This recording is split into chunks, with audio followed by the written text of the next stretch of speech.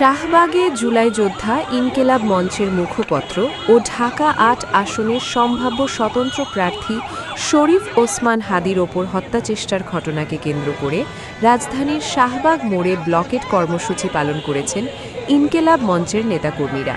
সোমবার সকাল থেকে তারা শাহবাগ চত্বরে অবস্থান নিয়ে সড়ক অবরোধ করেন। এতে শাহবাগ, বাংলা মোটর, টিএসসি ও সায়েন্স ল্যাব এলাকায় যান চলাচল বন্ধ হয়ে পড়ে এবং তীব্র যানজটের সৃষ্টি হয়। বিক্ষোভকারীরা অভিযোগ করেন, পরিকল্পিতভাবে হাদির ওপর হামলা চালানো হয়েছে। তারা অবিলম্বে হামলার সঙ্গে জড়িতদের গ্রেপ্তার, সুষ্ঠু তদন্ত এবং দৃষ্টান্তমূলক শাস্তির দাবি জানান।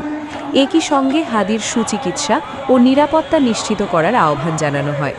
ইনকেলাব মঞ্চের নেতারা বলেন, একজন জুলাই যোদ্ধা ও রাজনৈতিক কর্মীর ওপর হামলা গণতন্ত্র ও মত প্রকাশের স্বাধীনতার জন্য হুমকি স্বরূপ।